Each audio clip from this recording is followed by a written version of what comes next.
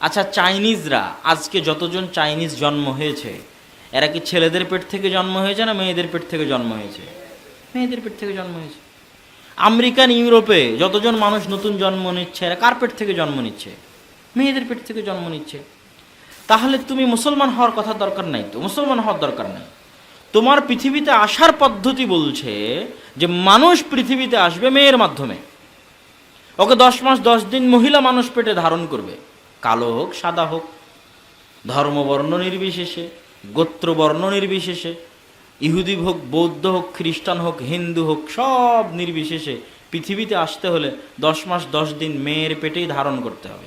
আচ্ছা, মেয়ের পেট থেকে পৃথিবীতে আসলে ওকে খাওয়াবে কে? কোথায় খাবার? ওর মায়ের বুকের দুধই ওর খাবার।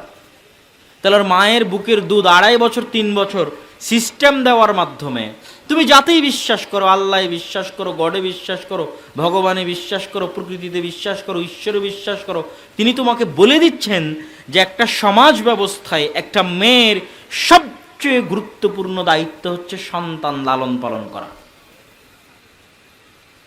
এটা তার জন্মগত প্রদত্ত দায়িত্ব। পৃথিবী এভাবে চলে আসতেছে। তাহলে যেই মা 10 মাস 10 দিন সন্তান পেটে ধারণ করেছে, যেই মা 2.5 বছর 3 বছর সন্তানকে দুধ পান করাবে, ওই মায়েরই দায়িত্ব ওই সন্তানকে পরবর্তীতে আদর্শ মানুষ পর্যন্ত গড়ে তোলা। এটা মায়েরই দায়িত্ব, জন্মগত দায়িত্ব। এবং এই দায়িত্বটা কতটা জটিল, কতটা কঠিন সেটা বলতে গিয়ে আমি যখন আদর্শ পরিবারের ওপর লম্বা বক্তব্য দিয়েছি, আজকে তো বক্তব্য আদর্শ পরিবারের ওপর নয়, আজকের বক্তব্য হচ্ছে ইসলামী সমাজ ব্যবস্থা বনাম বস্তুবাদী সমাজ ব্যবস্থা। তো তখন আমি বলেছি, জাস্ট ওই একটা বাক্য বলে আবার ফিরে আসি, যে আজকের পৃথিবীতে যত মা এবং বোন আছে, এরা যা কিছু শিখেছে, ধরেন একজন পিএইচডি ডিগ্রিধারী মা, একজন পিএইচডি ডিগ্রিধারী বোন, ধরেন একজন বোন যে পাইলট, ধরেন একজন বোন যে মেট্রো রেলের চালক, চালিকা, ড্রাইভার, ধরেন একজন মা এবং একজন বোন যে চন্দ্রে চলে গেছে, যে গবেষণা করে পারমাণবিক বোম আবিষ্কার করেছে।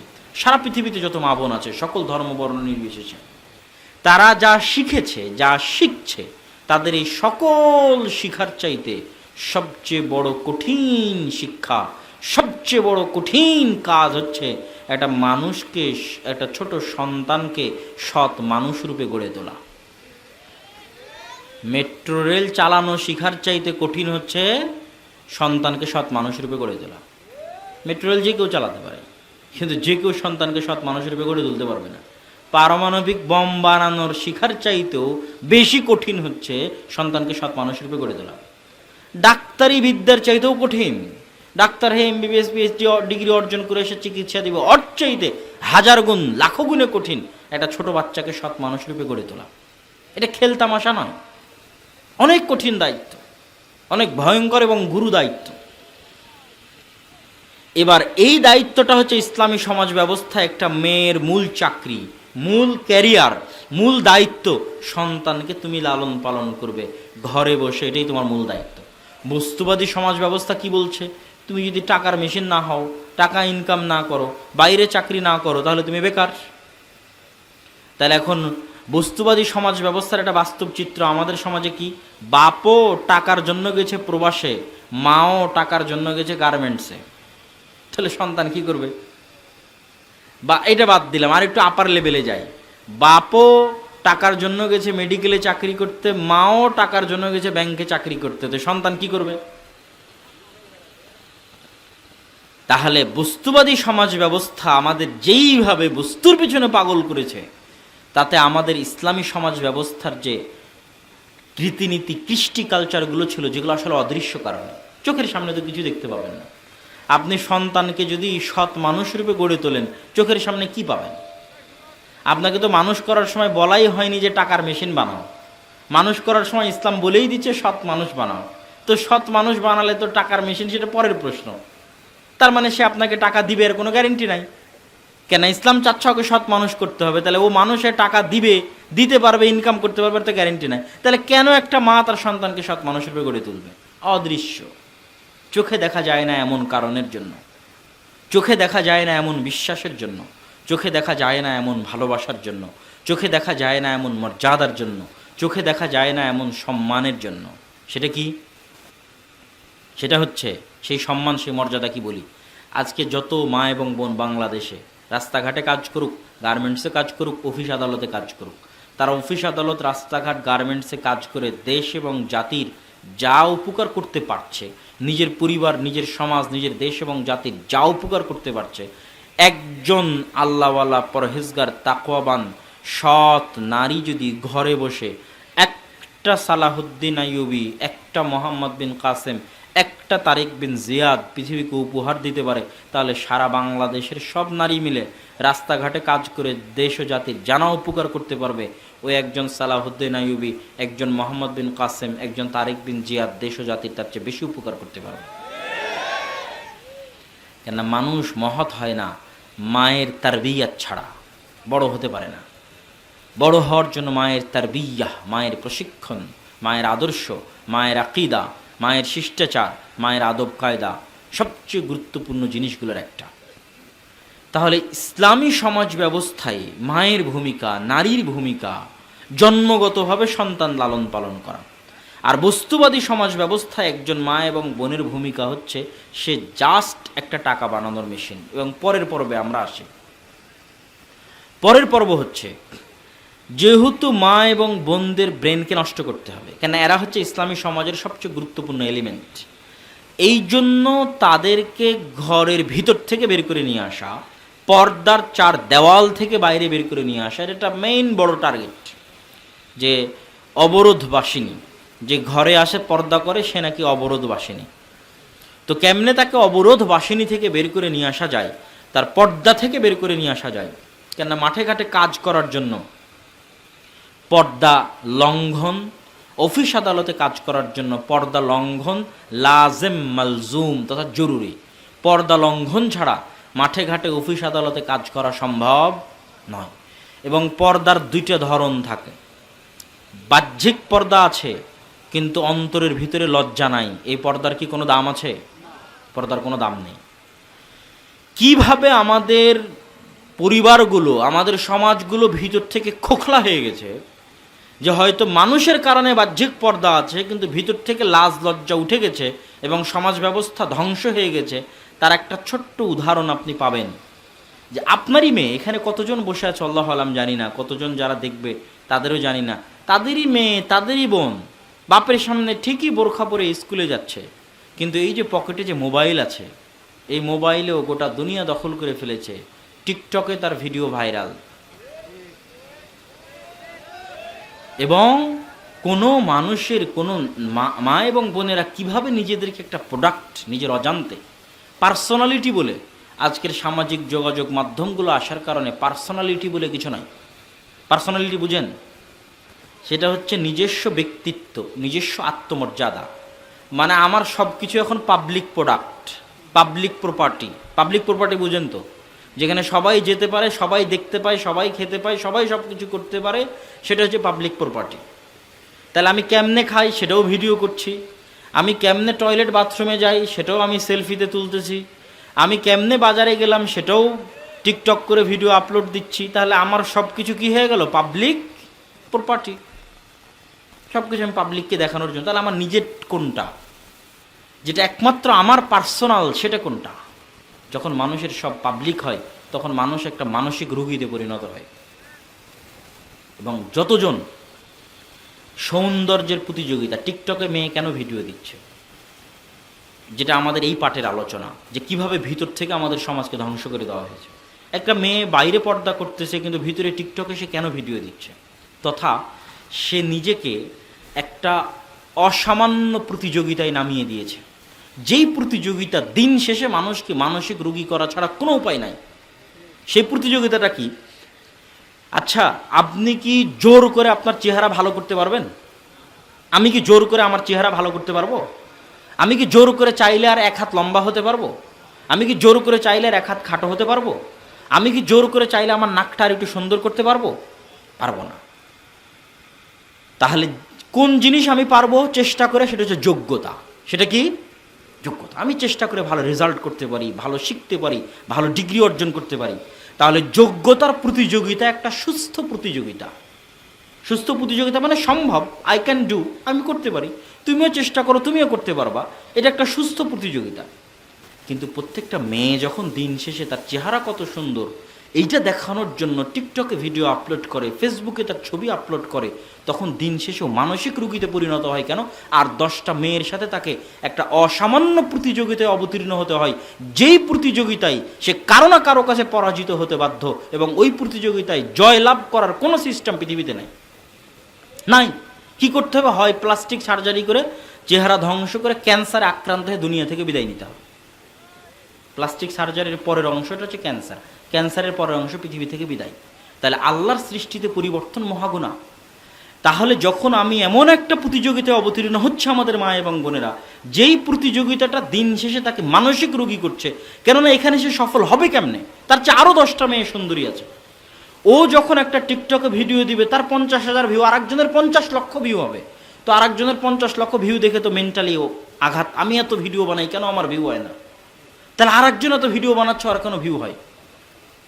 তাহলে যখন সে নিজের ভিডিওর ভিউ হওয়ার জন্য নিজেকে বিক্রি করতে করতে আদম আলাইহিসসালামের যে সম্মান, আদম আলাইহিসসালামের শরীরের যে সম্মান, হাওয়া আলাইহিসসালামের শরীরের যে সম্মান, নিজেকে বিক্রি করতে করতে নিচে নামাতে নামাতে কোথায় গিয়ে নামিয়ে ফেলেছে। যদি আদম এবং হাওয়া আলাইহিসসালাম নিজে বেঁচে থেকে দেখতেন, এটা আল্লাহ সুবহানাহু ওয়া তাআলার সৃষ্টির অপমান। এটা মানুষকে এত নিচে নামানো, নিজেকে এত নিচে নামানো, যে আমার ভিউ বাড়াতে হবে এই জন্য কাপড় খুলতে খুলতে খুলতে খুলতে উলঙ্গ হয়ে গেছে। তাহলে কত নিচে নামিয়েছে নিজেকে। সে নিজেকে একটা প্রোডাক্ট, পণ্য, যেটা বাজারে বিক্রি করা যায়, বাজারে কিনা যায়। আদম সন্তান এর সম্মান এবং মর্যাদা অনেক উপরে। আশরাফুল মখলুকাত, আল্লাহ নিজে হাতে সৃষ্টি করে যে আদম আলাইহিসসালামকে, আদম আলাইহিসসালামের সম্মান এবং তার শরীরের সম্মান মর্যাদা অনেক। এখানে আপনি একটা মাথার চুলও বিক্রি করতে পারবেন না, কেন? এটা বিক্রিযোগ্য নয়, এটার সম্মান আছে। আপনি রক্ত বিক্রি করতে পারবেন না, কিডনি বিক্রি করতে পারবেন না, দান করতে পারেন, কিন্তু এটা বিক্রিযোগ্য নয়, এটা একটা সম্মান আছে। এটা আশরাফুল মখলুকাত, আল্লাহ সুবহানাহু ওয়া তাআলার নিজে হাতে সৃষ্টি করা সৃষ্টিজীব, পৃথিবীর সকল সৃষ্টিজীবের সেরা, তার সম্মান আছে। সেখানে আমাদের মা এবং বোনেরা কি বানিয়েছে? গরু ছাগল যেমন বাজারে বিক্রি হয়, যে এই গরু কততে বিক্রি হবে, তো এই গরু এততে বিক্রি হবে, তো এই গরু কততে বিক্রি হবে, এততে বিক্রি হবে। তো ওই বাজারে বিক্রি হওয়া গরু ছাগলের মধ্যে আর টিকটকে ভিডিও বানিয়ে ছাড়ে এরকম মেয়ের মধ্যে কোনো পার্থক্য নেই। ও বাজারে বিক্রি হয় একটা গরু ছাগল, বাজারে বিক্রি হয় একটা মহিষ ভেড়া, বাস, দ্যাটস ইট, এতটুকুই। এই হচ্ছে আজকে আমাদের মা এবং বোনেরা ভিতর থেকে মানসিক রোগী, ভিতর থেকে সমাজ ব্যবস্থা ভঙ্গুর, ভিতর থেকে ইসলামী সমাজ ব্যবস্থা ধ্বংস। এবং এর থেকে উত্তরণের উপায় কি? যদি আমাদের মা এবং বোনেরা নিজে থেকে হেদায়েত প্রাপ্ত না হয়, আজ মোবাইল যেভাবে সবার হাতে হাতে, আপনারা চেষ্টা করলেও পারবেন না। যদি তারা নিজে থেকে না বুঝে যে এটা তাদের সম্মানের হানি, এটা তাদের মর্যাদার হানি, এটা তাদের নিজেদেরকে প্রোডাক্ট, পণ্যদ্রব্যে পরিণত করা, মানসিক রোগীতে পরিণত করা। আর একটা ভয়ঙ্কর জিনিস কি হয় জানেন? যেহেতু আল্লাহ সুবহানাহু ওয়া তাআলা এবং তার রাসূল সাল্লাল্লাহু আলাইহি ওয়াসাল্লাম হাদিসে বলেছে, হিংসা সত্য, বদ নজর সত্য। রাসূল বলেছেন সহিহ বুখারী হাদিস, আল্লা আইনু হাক্কুন, বদ নজর সত্য। কোনো কিছু যদি তাকদীরকে অতিক্রম করে চলে যায়, এরকম শক্তিশালী যদি কিছু থাকে পৃথিবীতে, সেটা হচ্ছে বদ নজর। সেটা কি? বদ নজর। যখনই আপনি নিজের চেহারার অসুস্থ প্রতিযোগিতায় সামাজিক যোগাযোগ মাধ্যমে অবতীর্ণ হবেন এবং নিজের চেহারা, নিজের শরীরকে পাবলিক প্রোডাক্টে পরিণত করবেন, তখন অদৃশ্যভাবে এই প্রত্যেকটা দৃশ্য, প্রত্যেকটা ছবি বদ নজরের শিকার হবে, হিংসার শিকার হবে, কুদৃষ্টির শিকার হবে। এবং এই বদ নজর, হিংসা এবং কুদৃষ্টির ফলেই কিন্তু একটা সময় এরা আত্মহত্যা করে মারা যায়, একটা সময় এদের পরিবারে শান্তি থাকে না, একটা সময় সমাজে শান্তি থাকে না, বাপ মায়ের সাথে শান্তি থাকে না, সন্তান সন্ততির সাথে শান্তি থাকে না। এগুলো বদ নজর এবং কুদৃষ্টির প্রভাব, এগুলো সত্য প্রভাব। অসংখ্য কালো জাদু, অসংখ্য বদ নজরের কারণে অসংখ্য মা এবং বোনভাবে ধ্বংস হয়ে গেছে, আরও অসংখ্য ধ্বংস হচ্ছে, ভিতর থেকে ধ্বংস হচ্ছে। তৃতীয়ত, আল্লাহ সুবহানাহু ওয়া তাআলা তো মানুষের অন্যায় কাজের রেকর্ড রাখবেনই। সেখানে আমরা কতটা ন্যাক্কারজনক, জঘন্য, বোকা হলে নিজের বদ আমলের রেকর্ড নিজেই রাখতেছি। নাউজুবিল্লাহ, নিজের বদ আমলের রেকর্ড নিজেই রাখতেছি, নিজেই ভিডিও করে নিজেই ফেসবুকে রেখে দিচ্ছি, এবং আমরা যারা দেখতেছি সেটাও ফেসবুকের কাছে রেকর্ড। আল্লাহকে ধরা লাগবে না। ফেসবুক যদি বলে আপনারটা বের করে দিতে পারবে, আল্লাহ সুবহানাহু ওয়া তাআলাকে ধরতে হবে না। তাহলে আল্লাহ সুবহানাহু ওয়া তাআলার কাছে ধরা খাওয়ার আগেই আমরা নিজেরা নিজেদেরকে ধরা দিয়ে দিচ্ছি, এবং এটা আমাদের এতটা সমাজ ব্যবস্থাকে ভঙ্গুর, অসহায় এবং ধ্বংসের দ্বার প্রান্তে নিয়ে গেছে, যেটা আমার পক্ষে ব্যাখ্যা করে বলে বোঝানো সম্ভব নয়। তবে এখান থেকে ফিরে আসার পথ একমাত্র মা এবং বোনদের হাতেই আছে। কেন, এখন যে অবস্থায় গেছে এখানে বাপ এবং মা জোর করে কিছু করতে পারবে না। সম্মানিত উপস্থিতি, তাহলে মা এবং বোনদের বলছিলাম ইসলামী সমাজের সবচেয়ে গুরুত্বপূর্ণ এলিমেন্ট, উপাদান হচ্ছে মা এবং বোন। তার প্রথম বাক্য ছিল মা এবং বোনের জন্মগত দায়িত্ব হচ্ছে সন্তান লালন পালন করা, এবং সন্তান লালন পালন করাটাই তার আসল কেরিয়ার। টাকার জন্য বাইরে চাকরি করা, টাকার জন্য বাইরে চাকরি করা ক্যারিয়ার নয়, সন্তান লালন পালনের জন্য ঘরে থাকাটাই ক্যারিয়ার। সন্তানকে যে লালন পালন করে না অথচ বাইরে চাকরি করে ওই বেকার, আর যে ঘরে বসে সন্তানকে লালন পালন করছে সে বেকার নয়। এটাই ইসলামী সমাজ ব্যবস্থার মূল ভিত্তি। এবার দ্বিতীয় পর্যায়ে কি বললাম, যে আমাদের মা এবং বোনেরা তাদেরকে হালকা সস্তা প্রোডাক্টে পরিণত করেছে পর্দা প্রথাকে লঙ্ঘন করে। তো পর্দা প্রথার লঙ্ঘন কেন ভয়ঙ্কর, কেন ক্ষতিকারক ইসলামী সমাজের জন্য? আগেই বলেছি, সমাজ পরিবার ছাড়া সম্ভব নয়, আর পরিবার টিকে থাকলে পৃথিবী টিকে থাকবে, পরিবার না থাকলে আল্লাহ পৃথিবী ধ্বংস করে দিবে। দলিল, পরিবার না থাকলে আল্লাহ পৃথিবী ধ্বংস করবে, দলিল কোথায়? ওই যে রাসূল সাল্লাল্লাহু আলাইহি ওয়াসাল্লাম বলছে যে একদিন আসবে যখন মানুষ কুকুর ছাগলের মতো রাস্তাঘাটে জেনায় লিপ্ত হবে, ওটা কিন্তু ঈসা আলাইহিস সালাম এবং ইমাম মাহাদির পরে। তো যখন কুকুর ছাগলের মতো রাস্তাঘাটে জেনায় লিপ্ত হবে তখন আল্লাহর পৃথিবী রাখবেন না, ধ্বংস করে দিবেন।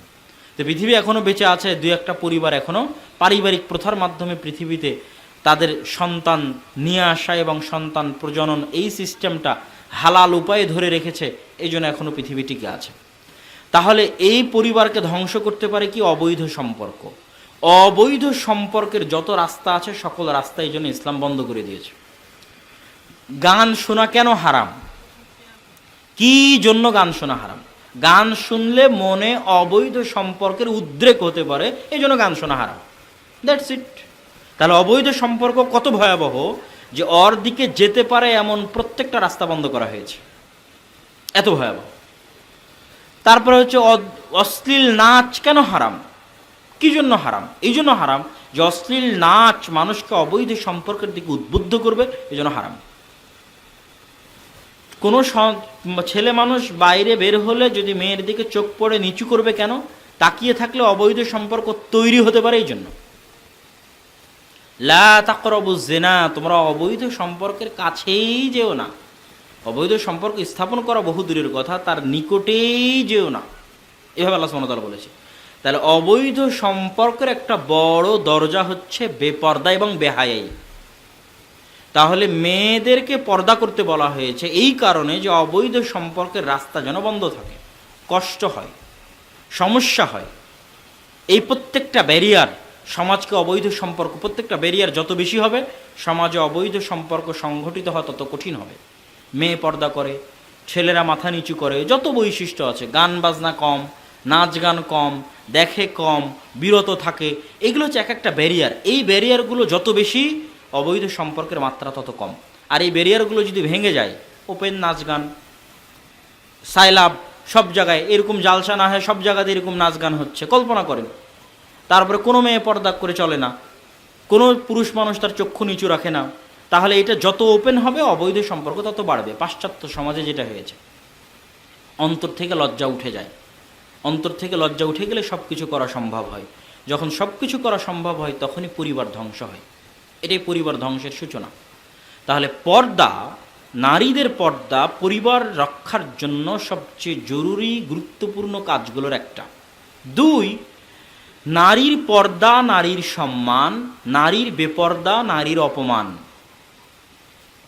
কেমনে কথা কেমনে বললাম? নারীর বেপর্দা নারীর শাস্তি, শুধু অপমান নয়, শাস্তিও। আদম এবং হাওয়া আলাইহিস সালাতু ওয়াস সালাম যখন জান্নাতে আল্লাহর নিষিদ্ধ ফল খেয়ে ফেললেন, তখন শাস্তিস্বরূপ তাদের সাথে কি ঘটল বলেন, কথা বলেন? তাদের জামা কাপড় খুলে গেল। তাহলে জামা কাপড় গায়ে থাকা সম্মান, আর জামা কাপড় না থেকে উলঙ্গ থাকাটা কি? অপমান। ওই জন্য আফগানিস্তানের একজন মন্ত্রীকে জিজ্ঞেস করেছে যে আপনারা মেয়েদের যে এত কঠোর অনুশাসনের মধ্যে রাখেন, এতে তো মেয়েদের অধিকার লঙ্ঘন হয়, যে আপনি যতটুকু জামা গায়ে দিয়ে আছেন এতটুকু কেন আছেন, পুরোই খুলে উলঙ্গ থাকবেন। তাহলে পাশ্চাত্য সমাজে আপনারা যতটুকু জামা গায়ে দিয়েছেন অতটুকু কেন গায়ে দিয়েছেন, কারণ কি? যদি পরিপূর্ণ পর্দা একটা মেয়ের অধিকারকে লঙ্ঘন করে, তো আপনারা হালকা হলেও তো পর্দা করেছেন।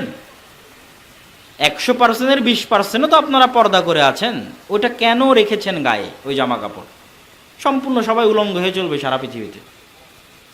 তাহলে ওই 20% পর্দা আপনি যেই কারণে করেছেন, আমরা ওটা 100% করেছি একই কারণে। বুঝতে পারেননি মনে হয়? তাহলে ওই 20% আপনার কাছে সম্মান, তা আমার কাছে ওর চেয়ে বেশি, আরও বেশি সম্মান, ওর চেয়ে বেশি, আরও বেশি সম্মান। আপনি এখন একটা মানুষকে উলঙ্গ করেন, এটা শাস্তি, সবাই মনে করবে এটা ওর শাস্তি, ও মনে করবে এটা আমার শাস্তি, আমাকে উলঙ্গ করলো, এটা আমার শাস্তি। তাহলে যে মেয়ে নিজে থেকে উলঙ্গ হচ্ছে, ও কখন বুঝবে যে এটা শাস্তি? আমি মনে হয় বুঝাতে পারলাম না। যে মেয়ে নিজে থেকে উলঙ্গ হচ্ছে, তার কি এটা বোঝা উচিত নয় যে এটা পৃথিবীতে কিসের মাধ্যম? এটা পৃথিবীতে কিসের মাধ্যম? কথা বলতে হবে, কিসের মাধ্যম? এটা পৃথিবীতে শাস্তির মাধ্যম। আচ্ছা, এবার পর্দা সম্মান, পর্দা অধিকার। কেউ কেউ লিখেছে, বাঙালি লেখিকা, যে পর্দা নাকি অবরোধ বাসিনী, কিন্তু ইসলামের শুরুর ইতিহাসে যদি যান, দেখবেন পর্দা হচ্ছে অধিকার, আর পর্দা না করাটা হচ্ছে দাসত্ব। কিভাবে দাসত্ব? ওমর রাদিয়াল্লাহু তাআলা আনহুর যুগে একদা একবার একজন দাসী সে পর্দা করে বের হয়েছে, তো ওমর রাদিয়াল্লাহু তাআলা আনহু তাকে পর্দা করতে নিষেধ করলেন। কেন নিষেধ করলেন? ইসলামে দাসীদের জন্য পরিপূর্ণ পর্দা লাগে না। দাসীদের জন্য কি লাগে না? পরিপূর্ণ পর্দা লাগে না।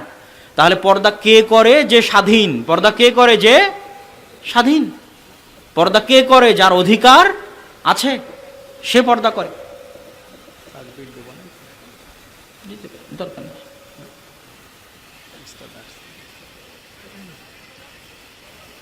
রাসূল সাল্লাল্লাহু আলাইহি ওয়াসাল্লাম হাদিসে বলেছেন, লা ইয়াদখুলুল জান্নাতা আদ-দায়ুস, দায়ুস জান্নাতে যাবে না।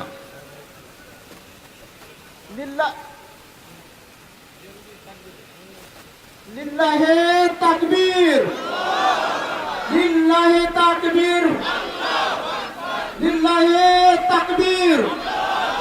উস্তাদজির আগমন, উস্তাদজির আগমন, লিল্লাহি তাকবীর। রাসূল সাল্লাল্লাহু আলাইহি ওয়াসাল্লাম বলেছেন, লা ইয়াদখুলুল জান্নাতা আদ-দায়ুস, দায়ুস জান্নাতে যাবে না।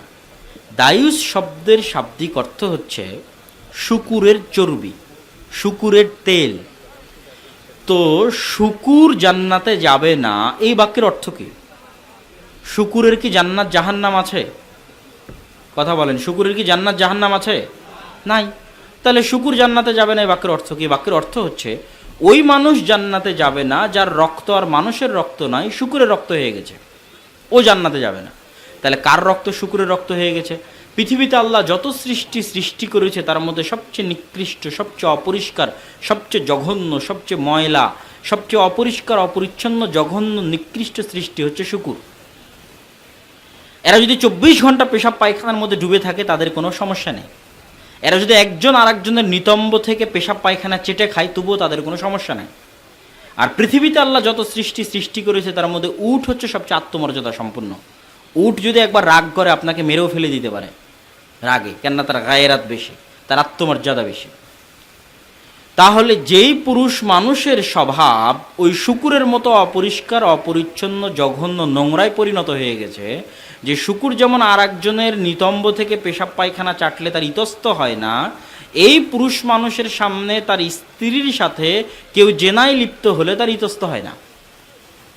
কেউ তার স্ত্রীর সাথে হাসিমুখে কথা বললে তার ইতস্ত বোধ হয় না।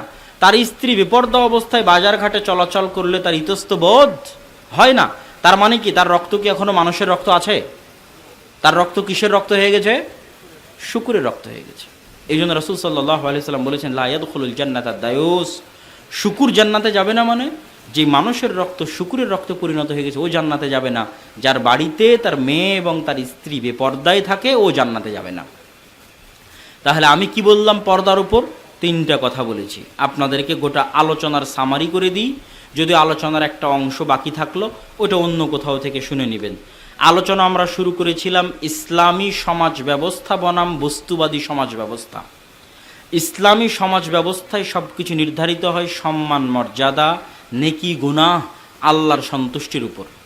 আর বস্তুবাদী সমাজ ব্যবস্থায় সবাই টাকার মেশিন, যেখানে যতটুকু টাকা আছে ততটুকু বাস্তবায়িত হবে, এর বেশি কোনো কিছু নয়। অধিকার মারামারি এবং কাড়াকাড়ির সম্পর্ক হচ্ছে বস্তুবাদী সমাজ ব্যবস্থায়। ইসলামী সমাজ ব্যবস্থার বাইরে অন্য কোনো সমাজ ব্যবস্থা কি পৃথিবীতে আছে? আছে। বাঙালিদের নিজস্ব কৃষ্টি কালচার আছে, কুষ্টিয়ার মানুষের আছে, দিনাজপুরের আছে, অ্যারাবিয়ানদের আছে, ইরানিদের আছে। এগুলো সব কৃষ্টি কালচারকে বাতিল করে ইসলাম তার নিজস্ব কৃষ্টি কালচার সমাজ সভ্যতা দিয়েছে। এটা হচ্ছে উদখুলু ফিস-সিলমি কাফা, পরিপূর্ণরূপে কৃষ্টি কালচারগুলো মানতে হবে। কত বেশি পরিমাণে এই কৃষ্টি কালচারগুলো আছে, কত বিস্তারিত আছে, কত গুরুত্ব সহ আছে, আল আদাবুল মুফরাদ আপনাদের পড়তে বলেছি। এবং আপনাদের ওস্তাদ শেখ আব্দুর রাজ্জাক বিন ইউসুফের যত বক্তব্য তার অধিকাংশ হচ্ছে এই সামাজিক শিষ্টাচারের উপরে। পরনিন্দা, অপবাদ, গীবত থেকে শুরু করে, তারপরে হচ্ছে প্রতিবেশীর অধিকার, ইয়াতিমের অধিকার থেকে শুরু করে, এগুলো সব কিছু, পিতামাতার সেবা, পিতামাতার খেদমত, এগুলো সব হচ্ছে ইসলামের সামাজিক শিষ্টাচার। সালাম, পেশাব পায়খানা, খাওয়ার আদব, পান করার আদব, ব্যবহারের আদব, সব ইসলামের সামাজিক শিষ্টাচার। এত ব্যাপক, এত বিস্তারিত আর পৃথিবীর কোনো ধর্মে নেই। তো এই ব্যাপক, এত বিস্তারিত সামাজিক শিষ্টাচার এটা কতটা গুরুত্বপূর্ণ সেটাও আপনাদেরকে আমি বলেছি, যে এতটা গুরুত্বপূর্ণ যে সালাত সিয়ামের চেয়ে তার হিসাব কঠিন হতে পারে। কতটা অবহেলিত, মাদ্রাসার ছাত্র আলেম ওলামা পর্যন্ত এই সামাজিক শিষ্টাচারগুলোর গুরুত্ব দেয় না। এবার তারপরে আমরা কোথায় এসেছি? তারপরে আমরা এসেছি বস্তুবাদী সমাজ ব্যবস্থার সাথে ইসলামী সমাজ ব্যবস্থার পার্থক্য। পাশ্চাত্য সমাজ ব্যবস্থার সাথে মুসলমানদের সমাজ ব্যবস্থার কি কি পার্থক্য সেটা আপনাদের সামনে আমি তুলে ধরেছি। এবং ইসলামী সমাজ ব্যবস্থায় বড় হওয়া একটা সন্তান কতটা মানসিকভাবে শক্তিশালী হতে পারে, আর পাশ্চাত্য সমাজ ব্যবস্থায় বড় হওয়া একটা সন্তান মানসিকভাবে কতটা ভঙ্গুর, কতটা দুর্বল, কতটা অসহায় হতে পারে সেটাও তুলে ধরেছি। এবং পাশ্চাত্যে রাষ্ট্রীয় নাগরিক সুযোগ সুবিধা থাকলেও সমাজগুলো ভিতর থেকে কতটা ধ্বংস হয়ে গেছে সেটা তুলে ধরেছি। এবং তারপরে আপনাদের সামনে পেশ করেছি যে আমাদের যে চলমান ইসলামী সমাজ ব্যবস্থা যতটুকু টিকে আছে, এটার উপর বস্তুবাদী সমাজ ব্যবস্থার সবচেয়ে বড় আঘাত যেখানে হয়েছে, সেটা যে ইসলামী সমাজ ব্যবস্থার সবচেয়ে গুরুত্বপূর্ণ এলিমেন্ট হচ্ছে আমাদের মা এবং বোনেরা। এই মা এবং বোনদের উপর সবচেয়ে বড় আঘাত করেছে বস্তুবাদী সমাজ ব্যবস্থা। সেখানে বলতে বলতে আপনাদের সামনে আমি তুলে ধরলাম কিভাবে মা এবং বোনরা নিজেদেরকে প্রোডাক্ট, বিক্রিযোগ্য পণ্য, মানসিক রোগী, টিকটক, ফেসবুক, ভিউয়ের প্রতিযোগিতা এবং সৌন্দর্যের অসম প্রতিযোগিতা, যেগুলো মানুষকে মানসিক রোগী করতে পারে, বদনজর এবং হিংসা এবং কুদৃষ্টির কারণে মারাও যেতে পারে, অসুস্থ হতে পারে, ক্যান্সারে আক্রান্ত হতে পারে। এবং কিভাবে আমাদের পরিবারের ভিতরের কথাগুলো পাবলিক প্রোডাক্টে পরিণত হচ্ছে, পাবলিক প্রপার্টিতে পরিণত হচ্ছে, যেখানে যাচ্ছে ওখানেই সেলফি, পেশাব পায়খানা করতে গেলেও সেলফি, খাবার খেতে গেলেও সেলফি। তাহলে আমার নিজের বলে তো কিছু থাকলো না, পার্সোনাল বলে তো কিছু থাকলো না, ঘরের সব কিছু তো আমি মানুষকে দিয়ে দিলাম। তাহলে এগুলো সবই বদনজরের শিকার হতে পারে। এবং এইভাবে আমাদের সমাজ ব্যবস্থা ভিতর থেকে, বিশেষ করে আমাদের মা এবং বোনেরা ভিতর থেকে ধ্বংসের দ্বার প্রান্তে। সর্বশেষে তাদের পর্দার ওপর গুরুত্ব দিয়ে যেটা বলতে চেয়েছি সেটা হচ্ছে যে ইসলামী সমাজ ব্যবস্থা একটা মা এবং বোনের গুরুত্বপূর্ণ দায়িত্ব দুইটা।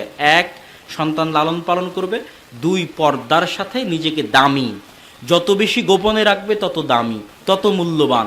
আর যত বেশি অসম প্রতিযোগিতায় অবতীর্ণ হবে তত মনের অশান্তি এবং তত সে ফাতরা, 3 নাম্বার শ্রেণীর পাবলিক প্রোডাক্ট, নিজেকে পণ্যে পরিণত করলো, তার কোনো দাম নাই, তার কোনো ভ্যালু নাই। প্রধানমন্ত্রীর সাথে সবাই দেখা করতে পারে না, ঠিক একজন মেয়ে যখন তার নিজেকে দাম দিবে তখন সবাই তাকে দেখতে পারে না। এটা হচ্ছে তার নিজের দাম। এবার কোন অংশটা বাকি থেকে গেল? ইসলামী সমাজে মসজিদের ভূমিকা কতখানি এবং মসজিদ কীভাবে ইসলামী সমাজকে একটা সুষম সমাজ গড়ে তুলতে কী দায়িত্ব পালন করতে পারে, এই বিষয়ে আর দাওয়া ইলাল্লাহর উপর আমার যে বক্তব্য আছে সেই বক্তব্য আপনারা শুনতে পারেন। এই মর্মে আমি আমার আজকের বক্তব্য ইসলামী সমাজ ব্যবস্থা বনাম বস্তুবাদী সমাজ ব্যবস্থার উপর আমার বক্তব্য এখানেই শেষ করছি। আপনাদের দাওয়াত থাকলো আল জামিয়া সালাফিয়া রূপগঞ্জ, নারায়ণগঞ্জ, 3রা মার্চ, 3রা এবং 4ঠা মার্চ সালাফি কনফারেন্স। দিনাজপুরে হচ্ছে 3রা ফেব্রুয়ারি সালাফি কনফারেন্স। রাজশাহীতে গেছিলেন কিনা জানি না, তবে এই দুইটা সম্মেলনে উপস্থিত হওয়ার আহ্বান